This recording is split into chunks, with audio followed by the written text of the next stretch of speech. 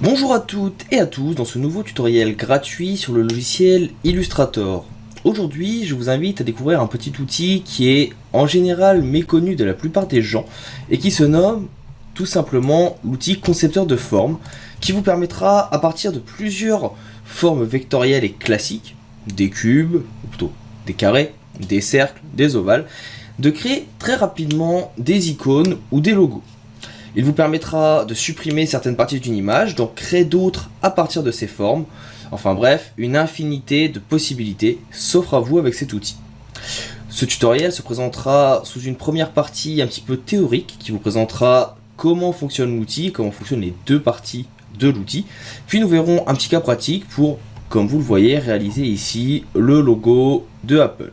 Vous pouvez bien sûr réaliser d'autres logos, j'ai pris celui-ci parce qu'il est relativement simple et qu'il est reconnaissable par tous. Mais une fois que vous aurez compris le principe, vous pourrez représenter de nombreux logos déjà existants. Le logo Carrefour par exemple, et bien d'autres. Si vous avez des questions au cours de la formation, sachez que je resterai disponible via les commentaires, les sections entraide et FAQ.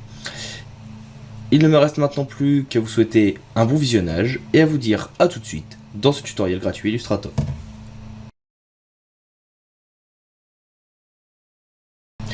Attaquons donc maintenant la présentation de l'outil concepteur de forme de Illustrator. Comme vous allez le voir, c'est un outil tout ce qu'il y a de plus simple. Il n'a qu'une seule spécificité et fonctionnalité, c'est de vous aider à créer des formes. Pour cela, on va prendre ici par exemple donc un rectangle. Vous voyez, je vais créer un rectangle noir. Je vais également créer ici, par exemple, un polygone d'une autre couleur. On va prendre un bleu. Alors, hop, je viens créer mon polygone ici. On va le mettre en bleu un peu plus foncé.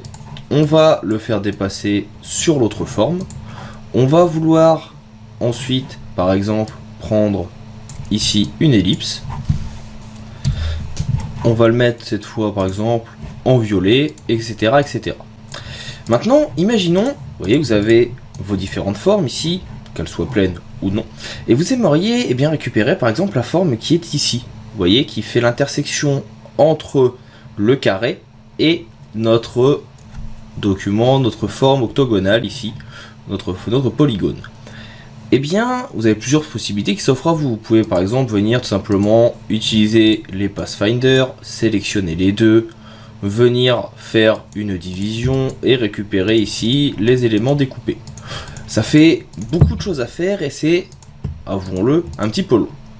Ce que vous pouvez faire et qui sera beaucoup plus rapide, c'est venir sélectionner l'intégralité ici de vos formes avec un CTRL A. Et vous allez venir ici sélectionner le concepteur de forme.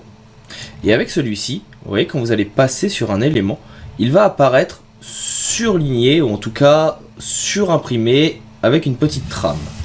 Vous allez pouvoir ici venir, par exemple, maintenant définir une couleur, par exemple ici disons du vert, et sélectionner l'élément que vous voulez. Vous cliquez dessus. La partie que vous avez sélectionnée va prendre la couleur indiquée et va en faire une forme à part entière. Donc ça, c'est la première partie, la première utilité ici du concepteur de forme. Il vous permet tout simplement en un clic de venir créer une forme à partir de plusieurs sélections.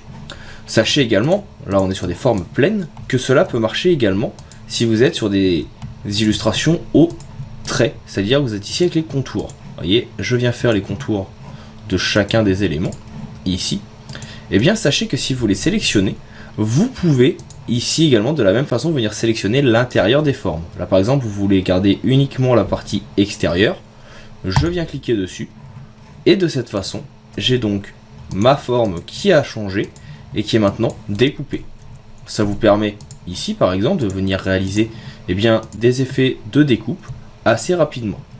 Alors là, comme on était sur du tracé, vous voyez que vous avez donc celui-ci qui apparaît. Vous avez l'autre qui est à cet endroit que vous pouvez également donc inverser. Et vous pouvez venir tout simplement les déplacer au besoin. Comme nous n'avons pas sélectionné ici forcément les deux et que nous étions au contour, vous voyez que la partie qui était en dessous reste pleine. C'est l'utilité de le faire au contour. L'autre spécificité assez intéressante de l'outil, c'est de vous permettre de venir supprimer également certaines parties ici lorsque vous avez fusionné votre image. Je reviens en arrière, je reprends mon outil concepteur de forme et imaginons, après avoir fait un CTRL A pour tout sélectionner, que vous souhaitez supprimer certaines parties. Par exemple, la partie ici qui est à l'intérieur. eh bien vous allez venir appuyer tout simplement sur A et cliquer sur cette zone. Et de cette façon, vous allez venir la supprimer. Vous allez faire une découpe des parties surexposées, un petit peu comme si vous aviez fait un Pathfinder, mais cette fois uniquement avec un clic. Ça vous permettra de gagner énormément de temps. Et comme vous allez le voir juste après, ça vous permettra également de réaliser assez rapidement des formes un petit peu spécifiques, telles que des logos. Je vais faire un CTRL A pour tout supprimer. Et on va venir donc créer le fameux logo dont je vous parlais il y a quelques instants. On va commencer par venir créer ici une boule, petit cercle, normal, qui sera notre base. Je vais ensuite venir créer un autre cercle, ici, que je vais venir placer à l'endroit où la pomme doit être croquée. Donc vous voyez, c'est très simple. Si vous voulez que ça soit un petit peu plus visuel, vous pouvez vous mettre au contour, ça vous permet de voir également ici les différents endroits où vous voulez placer vos éléments. Sur ma pomme également, en plus de cette intersection qui devra être supprimée, je sais que en bas ici, il y a une autre petite intersection qui donnera la forme au bas de la pomme, qui donnera un petit peu de relief. Et vous avez également en haut ici une partie qui devra être supprimée. Donc vous pouvez faire plus ou moins grand suivant vos besoins et vos envies. Pour se rapprocher au maximum, n'hésitez pas bien sûr à utiliser une photo. Je vais également venir rajouter ici un ovale. Lui, nous n'utiliserons pas l'outil concepteur de forme, mais c'est pour l'anecdote. Il nous permettra de venir faire ce qu'on appelle la feuille du logo Apple. Je vais ici le remettre en noir, donc j'inverse la couleur. Par contre, vous voyez que pour cette feuille, malheureusement, on devra avoir ici les extrémités qui sont un petit peu plus pointues. Pour cela, venez prendre ici tout simplement votre outil, donc outil point d'ancrage. Vous venez cliquer au milieu sur les deux points d'ancrage et vous voyez que de cette façon, vous allez avoir l'angle qui va devenir obtus. On va le garder de côté, on le réutilisera après.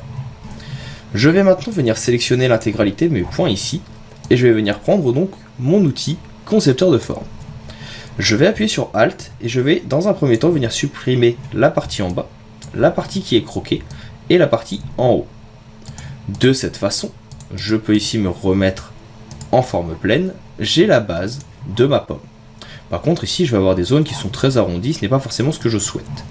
Vous allez de nouveau venir prendre ici votre outil adaptation point d'ancrage et la flèche blanche. La flèche blanche vous permettra tout simplement de venir sélectionner ici, vous voyez, un point d'ancrage que vous pourrez déplacer.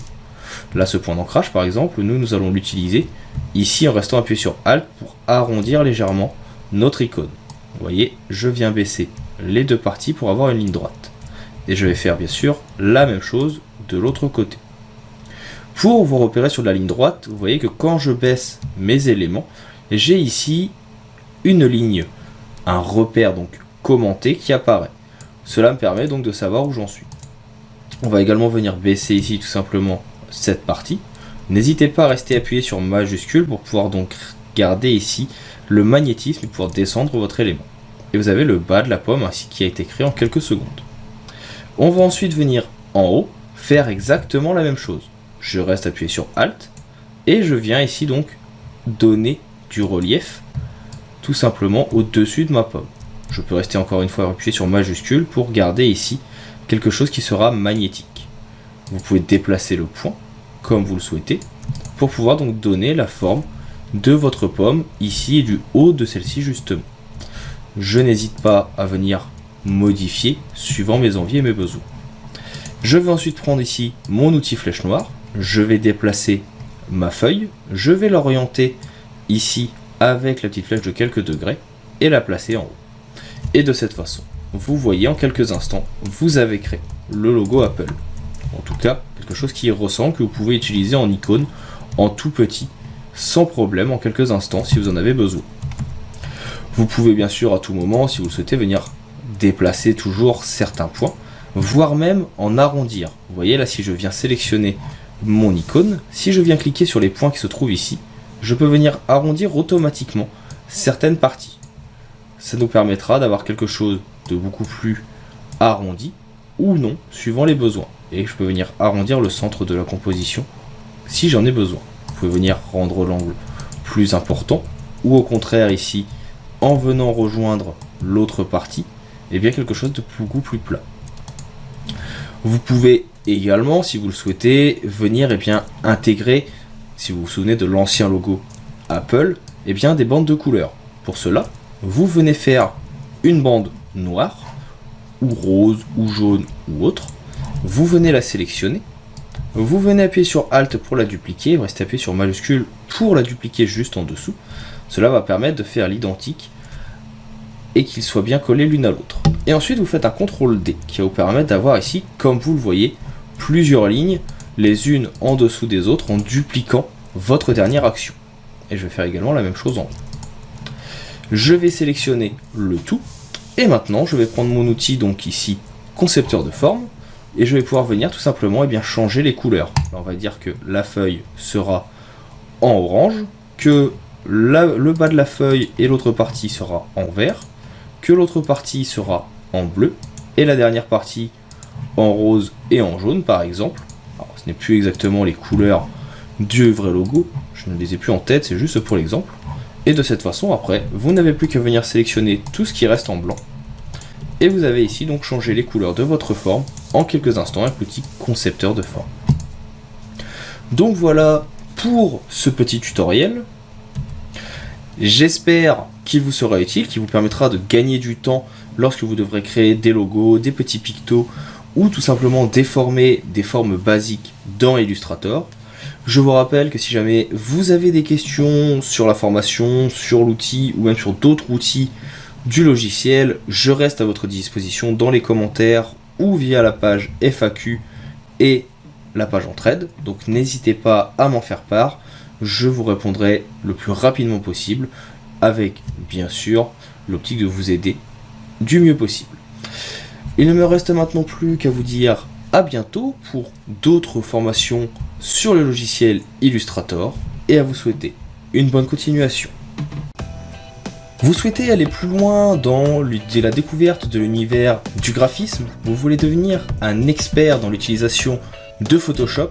Vous en avez assez des petits bouts de ficelle et des trucs et astuces glanés sur YouTube à travers des formations beaucoup trop rapides et répétitifs? Je vous invite donc à vous inscrire à la newsletter de mon site oliviercracus.com, spécialisé dans le tutoriel, l'inspiration et le graphisme, que vous recevrez à chaque nouvelle formation qui sera mise en ligne sur la plateforme tuto.com et sur la chaîne YouTube. Cette newsletter vous fera profiter également de codes promotionnels vous permettant d'obtenir les formations à prix réduit. L'inscription à la newsletter vous offrira également un code promotionnel de moins 15% pour pouvoir bénéficier de la formation de 25 heures Adobe Photoshop CC 2017 de A à Z. Pour vous inscrire, c'est très simple, il vous suffit donc de cliquer sur le lien présent dans la description qui vous renverra vers le formulaire d'inscription sur le site oliviercracus.com ou tout simplement de cliquer sur le lien qui s'affiche actuellement sur votre vidéo. Si vous voulez en apprendre un petit peu plus sur la formation Adobe Photoshop CC de A à Z, eh bien cliquez sur la petite vidéo qui apparaît à votre écran et qui sera tout simplement un trailer de cette formation. Il ne me reste plus qu'à vous donner rendez-vous dans les prochaines formations et les prochains tutoriels présents sur la chaîne et sur la page tuto.com et à vous souhaiter une bonne continuation.